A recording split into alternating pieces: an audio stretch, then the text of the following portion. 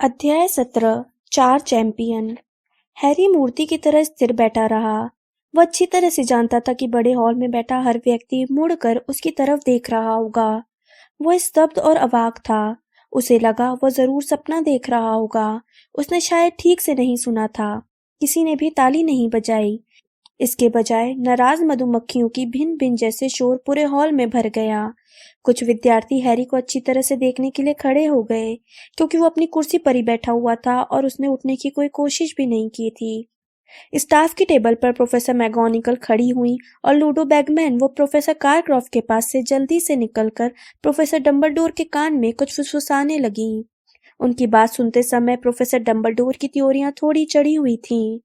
जब Harry Ron और Hermione की तरफ मुड़ा तो उसने देखा कि गरुड़द्वार की लंबी टेबल पर बैठे सभी विद्यार्थी उसे मुंह खोलकर देख रहे थे। मैंने अपना नाम नहीं डाला, हैरी ने सपाट अंदाज में कहा। तुम तो जानते हो मैंने नहीं डाला।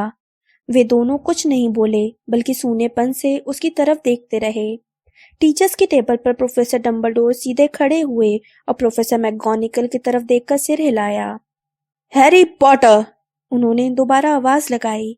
हैरी, यहाँ ऊपर आओ। जाओ, हरमाइनी फुसफुसाई और उसने हैरी को धीरे से धक्का दिया। हैरी उठकर खड़ा हुआ।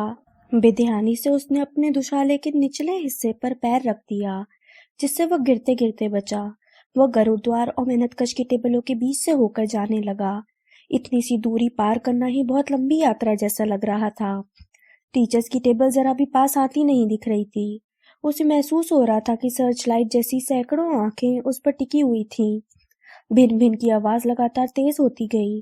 उसे ऐसा लगा जैसे डम्बलडोर के सामने पहुंचने में उसे 1 घंटा लग गया हो। सभी टीचर्स उसे घूर कर देख रहे थे। दरवाजे से अंदर जाओ हैरी, डम्बलडोर ने कहा। यह कहते समय वे मुस्कुरा नहीं रहे थे। हैरी टीचर्स की टेबल के पास से चल दिया। हैग्रिड टेबल के सिरे पर बैठा था। उसने हैरी को आंख नहीं मारी, हाथ नहीं हिलाया और किसी तरह का इशारा नहीं किया। जब हैरी उसके पास से गुजरा तो दूसरों की तरह ही वह भी पूरी हैरानी से हैरी को एकटक देख रहा था। हैरी दरवाजे से होकर बड़े हॉल के बाहर चला गया। वो एक छोटे कमरे में पहुंच गया, जिसमें कई जादूगरों और जादूगरनियों की तस्वीरें लाइन से लगी हुई थीं। उसे सामने एक अंगीठी दिखी, जिसमें बढ़िया आग दहक रही थी।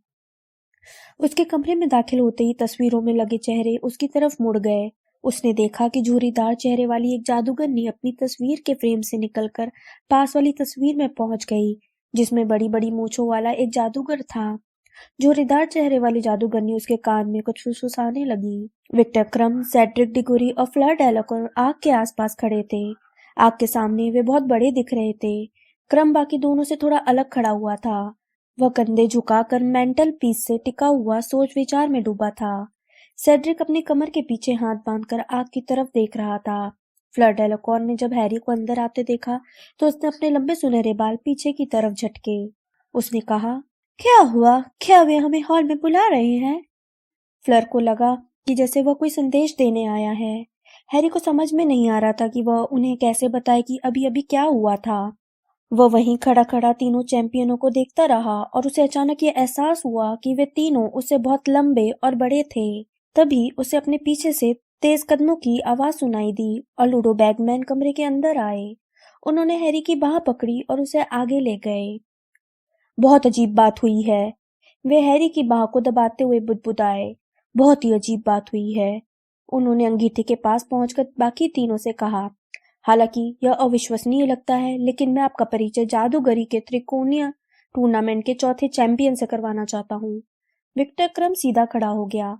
उसका चेहरा पहले से भी ज्यादा चिड़चिड़ा हो गया जब उसने हैरी को गौर से देखा। सेड्रिक हैरान था। उसने कभी बैगमैन को तो कभी हैरी को देखा। उसे लग रहा था कि जैसे शायद उसने बैगमैन की बात गलत सुन ली होगी।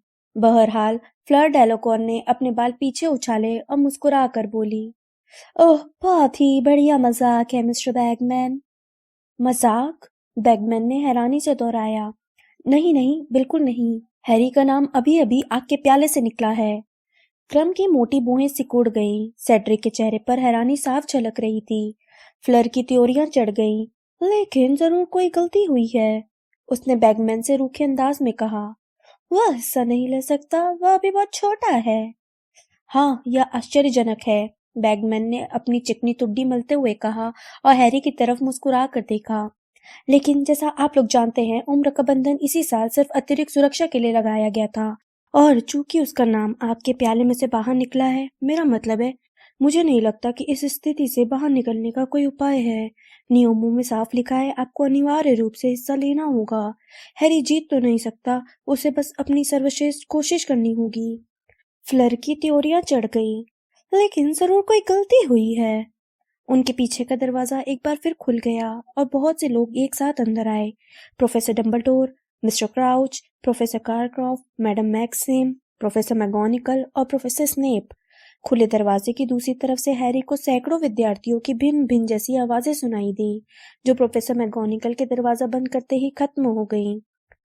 मैडम मैक्सिम, फ्लर ने तत्काल अपनी हेडमिस्ट्रेस की तरफ कदम बढ़ाते हुए कहा, ये लोग कह रहे हैं कि ये छोटा सा बच्चा भी टूर्नामेंट में हिस्सा लेगा। हैरी के मन में गुस्से की एक लहर उठने लगी। छोटा सा बच्चा? मैडम मैक्सिम पूरी तरह तन कर खड़ी हो गई। वे अचानक बहुत लंबी दिखने लगी। उनके सिर का ऊपरी हिस्सा मोमबत्तियों से भरे फानूस तक पहुंच गया और काले साटन से ढका उनका विशाल सीना और ज्यादा फूल गया। उन्होंने गुस्से से पूछा, इसका क्या मतलब है डम्बलडोर? मैं भी यही जानना चाहता हूँ डम्बलडोर, प्रोफेसर कारक्रॉफ्ट ने कहा। वे मुस्कुराने का नाटक कर रहे थे, लेकिन उनकी नीली आंखें बर्फ के गोलों की तरह ठंडी दिख रही थी। हॉगवर्ट्स के दो चैंपियन?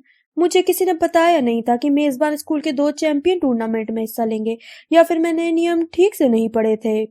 वे दुष्टता से धीरे धीरे हंसने लगे।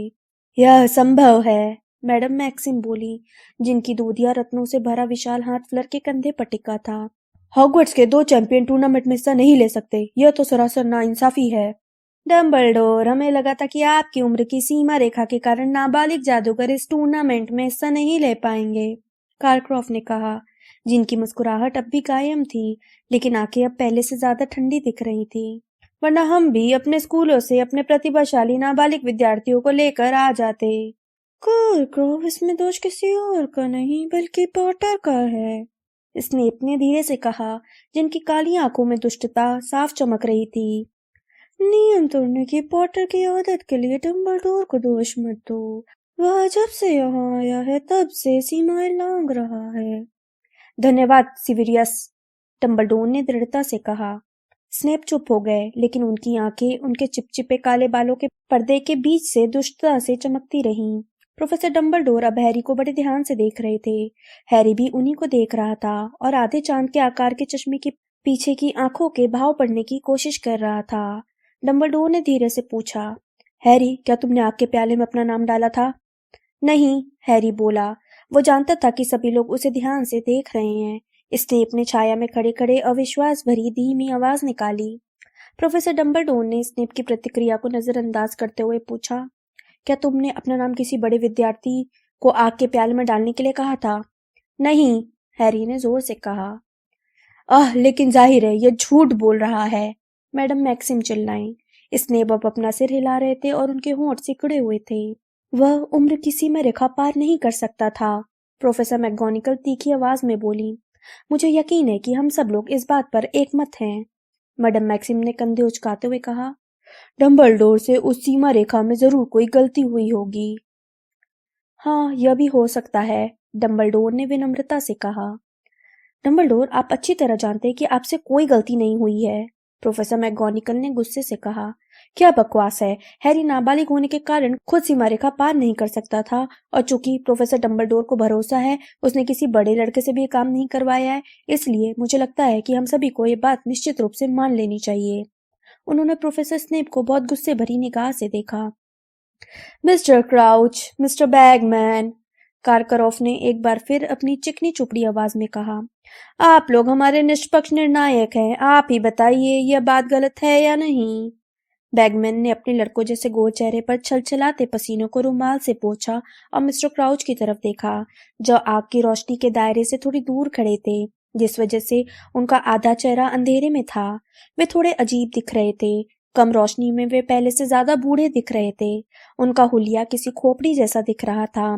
बहरहाल वे अपने सामान्य सपाट अंदाज में बोले, हमें नियमों का पालन करना होगा और नियमों में यह स्पष्ट लिखा हुआ है कि आग के प्याले से जिन लोगों का नाम निकलेगा उन्हें टूर्नामेंट में अनिवार्य रूप से हिस्सा लेना पड़ेगा।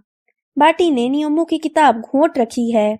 बैगमैन ने मुस्कुराकर कारक्रॉफ्ट और मैडम मैक्सिम की तरफ मुड़ते हुए कहा, जैसे मिस्टर क्राउच के इस कथन के बाद सारा विवाद ही खत्म हो गया हो। मैं चाहता हूँ कि मेरे बचे हुए विद्यार्थी भी आग के प्याले में अपना नाम दोबारा डालें, कारक्रॉफ्ट ने कहा। उनका चिकना चुपड़ा अंदाज और मुस्कुराहट दोनों ही अब गायब हो चुके थे और उनका चेहरा निहायत बदसूरत नजर आ रहा था। आप एक बार फिर प्याले में आग प्रज्वलित करें और हम उनमें तब तक नाम डालते रहेंगे जब तक कि हर स्कूल के 2-2 चैंपियन ना हो जाएं। इंसाफ तो यही कहता है, डंबलडोर। लेकिन कारक्रॉफ्ट, ऐसा कैसे हो सकता है? बैगमैन बोले। आग का प्याला अब बुझ चुका है और ये अगले टूर्नामेंट तक दोबारा नहीं चलेगा और अगले टूर्नामेंट में डर्मस्ट्रैंग निश्चित रूप से भाग नहीं लेगा, कारकरॉफ ने गुस्से से कहा। हमारी इतनी बैठकों, मशवरों और समझौतों के बाद मुझे जरा भी उम्मीद नहीं थी कि ऐसी कोई बात होगी। मेरा तो मन हो रहा है कि मैं इसी समय इस टूर्नामेंट से भी चला जाऊं। गीदड़ भपकी मत दो कारकरॉफ, दरवाजे के पास से एक घुर्राती हुई आवाज आई। तुम इस समय अपने चैंपियनों को यहाँ से नहीं ले जा सकते, उसे हिस्सा लेना ही पड़ेगा। सभी चैंपियनों को हिस्सा लेना ही पड़ेगा, जैसा डंबलडोर ने कहा था। यह अटूट जादुई बंधन है। वैसे यहाँ से जाना तुम्हारे लिए बड़ा सुविधाजनक होगा, है ना? यह मूडी की आवाज थी जो उसी समय कमरे में दाखिल हुए थे। वे लंगड़ाते हुए आग के पास आए। जब भी उनका दायां पैर फर्श से टकराता था, ठक ठक की आवाज आने लगती थी। सुविधाजनक, कारकरॉफ ने कहा। मैं तुम्हारी बात नहीं समझ पाया, मूडी। हैरी को दिख रहा था कि कारकरॉफ मूडी की बात को हवा में उड़ाने की कोशिश कर रहे थे और सबके सामने यह दिखाना चाहते थे कि मूडी की बात पर ध्यान नहीं दिया जाना चाहिए। लेकिन उनके हाथों ने उनकी पोल खोल दी। उनकी हथेलियां मुड़कर मुक्के में बंध गई थीं। सचमुच नहीं समझे, मूडी ने धीरे से कहा। बहुत सीधी सी बात है कारकरॉफ, किसी ने आग के प्याले में पॉटर का नाम जानबूझकर डाला है। वह जानता था कि अगर प्याले में से उसका नाम बाहर निकलेगा तो उसे इस टूर्नामेंट में हिस्सा लेना ही पड़ेगा, मैडम मैक्सिम बोली। यह तो साफ है, जिसने भी यह काम किया होगा वह चाहता होगा कि हॉगवर्ट्स के जीतने की संभावना दुगनी हो जाए। मैं आपकी बात से पूरी तरह सहमत हूँ मैडम मैक्सिम, कारक्रॉफ्ट ने उनकी तरफ सिर झुकाते हुए कहा। मैं जादू मंत्रालय और जादूगरों के अंतर्राष्ट्रीय महासंघ में इसकी शिकायत करूंगा। अगर किसी को शिकायत करनी चाहिए तो वह है पॉटर, मूडी गुर्राए। लेकिन अजीब बात यह है, वह तो एक शब्द भी नहीं बोल रहा है। वह शिकायत क्यों करेगा? फ्लर डेलिकॉन ने अपने पैर पटकते हुए गुस्से से कहा। उसे तो मुकाबला में हिस्सा लेने का मौका मिल रहा है ना? हम सब कई हफ्तों से चैंपियन चुने जाने की आस लगाए बैठे थे। हमारे स्कूल के लिए ये कितने सम्मान की बात होगी। इनाम में 1000 गैलियन मिलेंगे। यह एक ऐसा मौका है जिसके लिए लोग मर मिटने को तैयार होंगे, मूडी ने हल्के से गुर्राते हुए कहा। शायद कोई यही उम्मीद कर रहा है कि इसके लिए पॉटर सचमुच मर जाए। इन शब्दों के बाद बहुत ही तनावपूर्ण खामोशी छा गई। लूडो बैगमैन बहुत चिंतित दिखने लगे। वे अपने पैरों को इधर उधर हिलाते हुए बोले, मूडी, तुमने भी बड़ी अजीब बात कह दी। हम सब जानते हैं कि प्रोफेसर मूडी जब तक दोपहर से पहले अपनी हत्या की 6 साजिशों का पता नहीं लगा लेते तब तक वे अपनी सुबह को बर्बाद समझते हैं, कारक्रॉफ्ट ने जोर से कहा। यह साफ है कि वे अब अपने विद्यार्थियों को भी हत्या की साजिशों से डरना सिखा रहे हैं। डंबलडोर, गुप्त कला से रक्षा के टीचर में यह गुण बहुत अजीब है, लेकिन निश्चित रूप से आपने उन्हें किसी कारण से ही यहाँ रखा होगा। यह मेरी कल्पना है, मूडी कुर्राए। यह मेरा वहम है। मैं साफ कह देता हूँ, उस लड़के का नाम प्याले में किसी चतुर जादूगर या जादूगरनी ने ही डाला है। इस बात का क्या सबूत है? मैडम मैक्सिम ने अपने दोनों बड़े हाथ हवा में उछालते हुए कहा। क्योंकि एक बहुत ही शक्तिशाली जादुई वस्तु को धोखा दिया गया है, मूडी बोले। सिर्फ बहुत ही सशक्त विभ्रम सम्मोहन से उस प्याले को यह भूलने पर मजबूर किया जा सकता था कि टूर्नामेंट में सिर्फ 3 ही स्कूल भाग ले रहे हैं। मेरा अंदाजा है कि जिसने भी यह काम किया है उसने पॉटर का नाम चौथे स्कूल के विद्यार्थी के रूप में डाला होगा, ताकि उस स्कूल में वही अकेला विद्यार्थी रहे और आग का प्याला उसे ही चैंपियन चुने। लगता है आपने इसके बारे में बहुत गहराई तक सोचा है, मूडी, कारक्रॉफ्ट ने ठंडेपन से कहा। और यह बहुत ही चतुर कल्पना है। मैंने सुना है कि अभी कुछ समय पहले आपको किसी ने जन्मदिन पर तोहफे में घड़ी दी थी, लेकिन आपने यह सोचा कि उसमें चतुराई से काल दृष्टि का अंधा छिपाया गया है। आपने उसके टुकड़े टुकड़े कर दिए, तब कहीं जाकर आपको सच्चाई का पता लगा। इसलिए अगर हम आपकी बात को गंभीरता से न ले तो आप बुरा मत मानना। कुछ लोग तो ऐसे होते हैं जो अच्छे अवसरों का इस्तेमाल भी अपने नापाक इरादों को पूरा करने के लिए करते हैं, मूडी ने खतरनाक आवाज में कहा। मेरा काम यह है कि मैं शैतानी जादूगरों की तरह सोचकर उनके इरादे नाकाम करूं, और मैं ऐसा पहले भी कई बार कर चुका हूं कारकरॉफ, जैसा तुम्हें अच्छी तरह याद होगा। एलास्टर, डम्बलडोर ने चेतावनी देते हुए कहा। हैरी को एक पल के लिए तो समझ में नहीं आया कि वे किसे संबोधित कर रहे हैं, लेकिन फिर उसे एहसास हुआ कि मूडी का असली नाम बावरे नैन तो नहीं हो सकता। मूडी खामोश हो गए। हालांकि वे अब कारक्रॉफ्ट के चेहरे को बड़े संतोष से देख रहे थे। कारक्रॉफ्ट का चेहरा गुस्से से लाल पड़ गया था। हम यह नहीं जानते हैं कि यह स्थिति कैसे उत्पन्न हुई, डम्बलडोर ने कमरे में खड़े सभी लोगों की तरफ देखते हुए कहा। मुझे ऐसा लगता है कि हमारे पास इसे स्वीकार करने के अलावा और कोई विकल्प नहीं है। सेड्रिक और हैरी दोनों को ही टूर्नामेंट में भाग लेने के लिए चुना गया है। हमें इस बात को स्वीकार करना ही होगा। लेकिन डम्बलीडोर, मैडम मैक्सिम, अगर आप कोई बेहतर रास्ता सुझा सकती है तो मुझे सुनकर खुशी होगी। डम्बलडोर ने इंतजार किया, लेकिन मैडम मैक्सिम कुछ नहीं बोली। वे बस गुस्से से घूरती रहीं। ऐसा सिर्फ वे ही नहीं कर रही थी। स्नेप आग बबूला दिख रहे थे और कारक्रॉफ्ट तो जैसे दहक रहे थे। बहरहाल बैगमैन सचमुच रोमांचित दिख रहे थे। बैगमैन ने अपने हाथ मलते हुए और सबकी तरफ मुस्कुरा कर देखते हुए कहा, अच्छा तो शुरू करें। हमें चैंपियनों को निर्देश भी तो देने हैं, है ना? बाटी, यह काम आप करें। ऐसा लगा जैसे मिस्टर क्राउच गहरी नींद से जागे हों। हाँ, उन्होंने कहा। निर्देश, हाँ, पहला काम। वे आगे बढ़कर आग की रोशनी में आए। पास से हैरी को वे बीमार जैसे लगे। उनकी आंखों के नीचे काले निशान दिख रहे थे। उनकी झुर्रीदार चमड़ी बहुत बेरंग दिख रही थी। हैरी को यह अजीब लगा, क्योंकि क्विडिच वर्ल्ड कप के समय उनकी हालत बिल्कुल ठीक थी। मिस्टर क्राउच ने हैरी, सेड्रिक, फ्लर और क्रम से कहा, पहले काम में आपकी हिम्मत का इम्तिहान लिया जाएगा। इसलिए हम आपको यह नहीं बताएंगे कि आपको कौन सा काम करना है। अनजान खतरे का साहस से मुकाबला करना जादूगरों का महत्वपूर्ण गुण है, बहुत ही महत्वपूर्ण। पहला काम 24 नवंबर को बाकी विद्यार्थियों और निर्णायक मंडल के सामने होगा। चैंपियनों को टूर्नामेंट के किसी काम को करने में अपने टीचर से किसी तरह की मदद मांगने या स्वीकार करने की इजाजत नहीं है। पहली चुनौती का सामना करते समय चैंपियन के पास सिर्फ उनकी छड़ी रहेगी। जब पहला काम पूरा हो जाएगा तब उन्हें दूसरे काम के बारे में जानकारी दे दी जाएगी। टूर्नामेंट की तैयारी में चैंपियनों को काफी मेहनत करनी पड़ेगी और समय देना पड़ेगा, इसलिए उन्हें सालाना इम्तिहान नहीं देना होगा। बाटी क्राउच डम्बलडोर की तरफ मुड़कर बोले, मुझे लगता है इतना काफी है ना डम्बलडोर? मुझे भी यही लगता है, डम्बलडोर ने कहा, जो मिस्टर क्राउच को थोड़ी चिंता से देख रहे थे। बाटी, क्या आपको यकीन है कि आप आज रात को हॉगवर्ट्स में नहीं रुकना चाहते? नहीं डम्बलडोर, मुझे मंत्रालय लौटना होगा, मिस्टर क्राउच ने कहा। बड़ा ही व्यस्तता और मुश्किल भरा समय चल रहा है। मैं सब कुछ युवा वेदरबी के भरोसे छोड़कर आया हूँ। वह बहुत उत्साही है, अगर सच कहूँ तो जरूरत से ज्यादा ही उत्साही है, डम्बलडोर ने कहा। जाने से पहले आप कम से कम कुछ पीकर तो जाएं। सुनो बाटी, मैं तो रुक रहा हूँ, बैगमैन ने उत्साह से कहा। हॉगवर्ट्स में जादूगरी का त्रिकोणीय टूर्नामेंट हो रहा है। ऑफिस के बजाय यहाँ रुकना ज्यादा रोमांचक है। मुझे ऐसा नहीं लगता लूडो, क्राउच ने कहा, जिनकी पुरानी अधीरता एक बार फिर झलकने लगी थी। डम्बलडोर ने कहा, प्रोफेसर कारकरॉफ, मैडम मैक्सिम, थोड़ा जश्न हो जाए। लेकिन मैडम मैक्सिम फ्लर के कंधों पर अपना हाथ रख चुकी थी और उसे तेजी से कमरे से बाहर ले जा रही थी। हैरी को सुनाई दे रहा था कि बड़े हॉल से बाहर जाते समय वे दोनों फ्रांसीसी भाषा में तेजी से बातें करती जा रही थी। कारकरॉफ ने क्रम की तरफ इशारा किया और वे दोनों भी चले गए, हालांकि वे बिल्कुल खामोशी से गए। हैरी, सेड्रिक, मैं तुम लोगों को अपने अपने हाउस के हॉल में जाने की सलाह देता हूँ, डम्बलडोर ने उन दोनों की तरफ देखकर मुस्कुराते हुए कहा। मुझे यकीन है कि गरुड़ द्वार और मेहनत कश हाउस के विद्यार्थी तुम लोगों के साथ जश्न मनाने का इंतजार कर रहे होंगे। यह बहुत शर्मनाक बात होगी अगर हम उन्हें शोर शराबा करने के इतने बढ़िया बहाने से वंचित कर दें। हैरी ने सेड्रिक की तरफ देखा, जिसने सिर हिला दिया, और वे दोनों एक साथ चल दिए। बड़ा हॉल अब भी खाली था। मोमबत्तियां अब छोटी हो चुकी थी और उनकी हिलती रोशनी में कद्दूओं को काट कर बनाई गई मुस्कुराहट बड़ी अजीब दिख रही थी। तो, सेड्रिक ने धीरे से मुस्कुरा कर कहा, हम लोग एक बार फिर एक दूसरे से मुकाबला कर रहे हैं। हाँ, हैरी ने कहा। वह सोच नहीं पा रहा था कि क्या कहे। उसका दिमाग बिल्कुल अस्त व्यस्त था। ऐसा लग रहा था जैसे किसी ने उसके दिमाग के सारे कीमती सामान को लूट कर खाली कर दिया हो। तो मुझे बताओ, सेड्रिक ने कहा जब वे प्रवेश हॉल में पहुंचे, जहां अब आग के प्याले नहीं बल्कि सिर्फ मशालों की रोशनी थी। तुमने अपना नाम डाला कैसे? मैंने नहीं डाला, हैरी ने उसे घूरते हुए कहा। मैंने अपना नाम नहीं डाला, मैंने सच कहा था। ठीक है, सेड्रिक ने कहा। हैरी को साफ दिख रहा था कि सेड्रिक को उसकी बात पर भरोसा नहीं हुआ था। अच्छा, तो फिर मिलते हैं। संगमरमर की सीढ़ियों से ऊपर जाने के बजाय सेड्रिक अपनी दाहिनी तरफ के दरवाजे की तरफ बढ़ने लगा। हैरी ने वहां खड़े होकर सुना कि वो पत्थर की सीढ़ियों से नीचे उतर रहा था। फिर हैरी ने धीरे धीरे संगमरमर की सीढ़ियां चढ़ना शुरू कर दिया।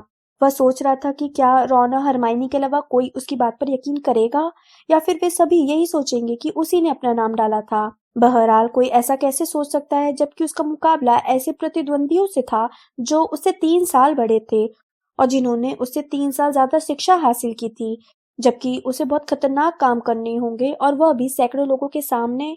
हाँ, उसने इसके बारे में सोचा था, उसने इसके बारे में सपने में देखा था, लेकिन दरअसल वह सिर्फ एक कल्पना थी, एक तरह का सपना ही था। टूर्नामेंट में शामिल होने के बारे में उसने कभी गंभीरता से नहीं सोचा था, लेकिन किसी और ने इसके बारे में सोचा था। कोई और चाहता था कि वह टूर्नामेंट में हिस्सा ले और उसने इंतजाम भी कर दिया था। क्यों? उसकी भलाई के लिए? नहीं, ऐसा तो नहीं लगता। उसे मूर्ख साबित करने के लिए? तब तो उसकी इच्छा जरूर पूरी हो जाएगी। या फिर उसे मारने के लिए? क्या मूडी बेसिर पैर की बातें कर रहे थे? क्या किसी ने हैरी का नाम आग के प्याले में बुरे इरादे से डाला था? क्या कोई सचमुच उसे मारना चाहता था? हैरी को इस सवाल का जवाब तत्काल मिल गया। हाँ, कोई उसे मारना चाहता था। कोई उसे तब से मारना चाहता था जब से वो महज 1 साल का था, लॉर्ड वोल्डेमॉर्ट। लेकिन वोल्डेमॉर्ट ये इंतजाम कैसे कर सकता था कि हैरी का नाम आग के प्याले में डल जाए? वोल्डेमॉर्ट तो बहुत दूर था और ऐसा माना जाता है कि वह अकेला किसी दूर देश में छुपा हुआ है, कमजोर और शक्तिहीन। लेकिन उसने जो सपने में देखा था, जिसके बाद उसका निशान दुखने लगा था, उसमें वोल्डेमॉर्ट अकेला नहीं था। वह वर्मटेल के साथ बातें कर रहा था और हैरी की हत्या करने की योजना भी बना रहा था। हैरी को यह देखकर सदमा लगा कि वह मोटी औरत की तस्वीर के सामने पहुंच चुका था। उसे यह पता ही नहीं था कि उसके पैर अपने आप उसे यहाँ तक कैसे ले आए थे।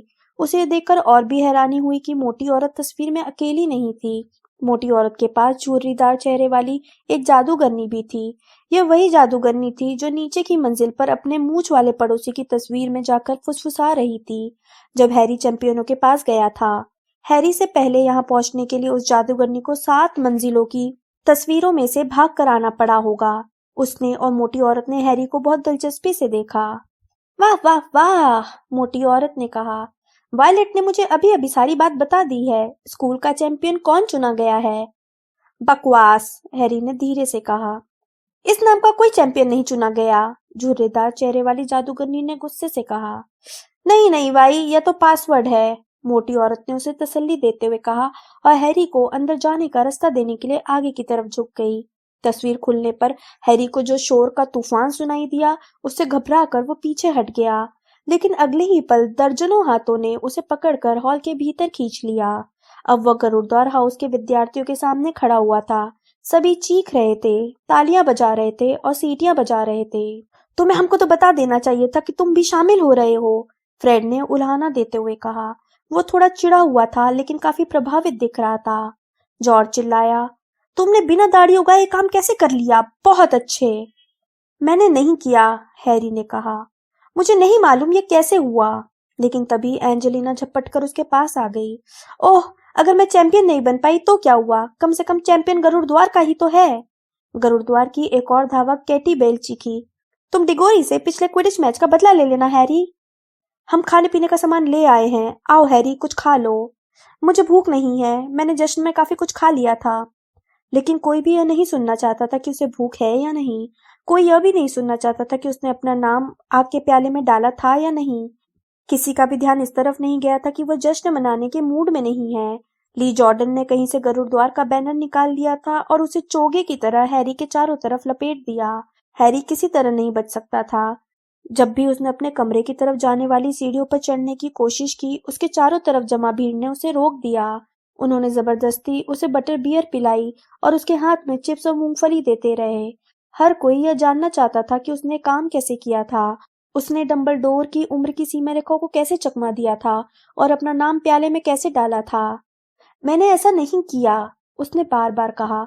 मैं नहीं जानता कि यह कैसे हुआ, लेकिन किसी को भी उसकी बात पर यकीन नहीं हुआ। मैं अब थक गया हूँ। आखिरकार लगभग आधे घंटे बाद वह चिल्लाया, नहीं जॉर्ज, अब मैं सोने जा रहा हूँ। इस समय उसकी सबसे बड़ी इच्छा यह थी कि वो रॉन और हरमाइनी से मिले ताकि इस मामले पर ठंडे दिमाग से सोच विचार कर सके। लेकिन वे दोनों ही हॉल में नहीं थे। उसे नींद आ रही थी। इस बात पर जोर देते हुए हैरी पूरी तेजी से अपने कमरे की तरफ जाने वाली सीढ़ियों पर चढ़ गया। इस दौरान क्रीवी बंदूक गिरते गिरते बचे जो हैरी को सीढ़ियों के नीचे रोकने की कोशिश कर रहे थे। हैरी को यह देखकर बड़ी राहत मिली कि रॉन खाली कमरे में अपने बिस्तर पर लेटा था और उसने अब भी पूरे कपड़े पहन रखे थे। जब हैरी ने अपने पीछे दरवाजा धड़ाम से बंद किया तो रॉन ने ऊपर देखा। हैरी ने कहा, तुम कहाँ थे? ओह, हेलो, रॉन बोला। वो मुस्कुरा रहा था, लेकिन उसकी मुस्कुराहट बड़ी अजीब और तनावपूर्ण थी। हैरी को अचानक इस बात का एहसास हुआ कि उसके शरीर पर अब भी गुरुद्वार का लाल बैनर लिपटा हुआ था, जो ली ने उसके चारों तरफ बांध दिया था। उसने जल्दी से उसे उतारने की कोशिश की, लेकिन ली जॉर्डन ने उस पर बहुत कसकर गठान लगाई थी। रॉन बगैर हिले अपनी पलंग पर लेटा रहा और हैरी को गठान से जूझते हुए देखता रहा। जब हैरी ने आखिरकार बैनर को उतारकर एक कोने में फेंक दिया तो रॉन बोला, बधाइयाँ। बधाइयाँ? तुम्हारा क्या मतलब है? हैरी ने रॉन को घूरते हुए कहा। रॉन जिस तरह से मुस्कुरा रहा था उसमें कुछ गड़बड़ दिख रही थी। ऐसा लग रहा था जैसे वो व्यंग कर रहा हो। तो कोई भी उम्र की सीमा रेखा को पार नहीं कर पाया, रॉन ने कहा। फ्रेड और जॉर्ज भी नहीं। तुमने किस चीज का इस्तेमाल किया था? अदृश्य चोगे का? हैरी ने धीरे से कहा। अदृश्य चोगा मुझे सीमा रेखा के पार नहीं ले जा सकता था। हाँ, ठीक है, रॉन ने कहा। मुझे लगा भी था कि अगर तुम चोगे का इस्तेमाल करते तो मुझे जरूर बताते, क्योंकि वह हम दोनों को ढक सकता था, है ना? लेकिन तुमने कोई दूसरा तरीका निकाल लिया था, है ना? सुनो, हैरी ने कहा, मैंने अपना नाम उस प्याले में नहीं डाला। यह काम किसी और ने किया होगा। रॉन ने अपनी भुहें उठा ली। कोई दूसरा यह काम क्यों करेगा? क्या पता, हैरी ने कहा। उसे लगा कि मुझे मारने के लिए जवाब देना बहुत ही नाटकीय रहेगा। रॉन की भुएं अब इतनी ऊपर उठ चुकी थी कि उसके बालों तक पहुंच गईं। रॉन ने कहा, देखो, अगर तुम दूसरों को नहीं बताना चाहते तो कोई बात नहीं, लेकिन तुम मुझे तो सच्चाई बता सकते हो। वैसे मुझे समझ में नहीं आ रहा है कि तुम झूठ क्यों बोल रहे हो। इसकी वजह से तुम किसी मुश्किल में नहीं पड़े हो। मोटी औरत की सहेली वायलेट ने हम सबको पहले ही बता दिया है कि डंबलडोर तुम्हें टूर्नामेंट में शामिल होने की इजाजत दे रहे हैं। 1000 गैलियन का इनाम, और तुम्हें सालाना इम्तिहान भी नहीं देना पड़ेगा। मैंने अपना नाम उस प्याले में नहीं डाला, हैरी ने कहा। अब उसे गुस्सा आने लगा था। हाँ, ठीक है, रॉन भी सेड्रिक जैसे ही अंदाज में बोला। लेकिन तुमने आज सुबह ही तो कहा था कि अगर तुम यह काम करते तो रात को करते, ताकि कोई तुम्हें देख नहीं पाता। मैं बेवकूफ नहीं हूँ, हैरी ने उसे झिड़कते हुए कहा। तुम इस वक्त बेवकूफों जैसी बातें कर रहे हो। अच्छा, रॉन ने कहा। अब उसके चेहरे की मुस्कुराहट गायब हो चुकी थी। हैरी, शायद अब तुम सोना चाहते होगे। मुझे उम्मीद है कि कल सुबह तुम्हें फोटो सेशन या किसी और चीज के लिए जल्दी जागना होगा। उसने अपने पलंग पर लगे पर्दे खींच कर लगा लिए। हैरी दरवाजे के पास खड़े होकर गहरे लाल मखमल के पर्दों को घूरता रहा, जिनके पीछे उसका दोस्त सो रहा था। यह वही दोस्त था जिसके बारे में उसे यकीन था कि कोई और भरोसा करे या ना करे, कम से कम वह तो उसकी बात पर भरोसा करेगा।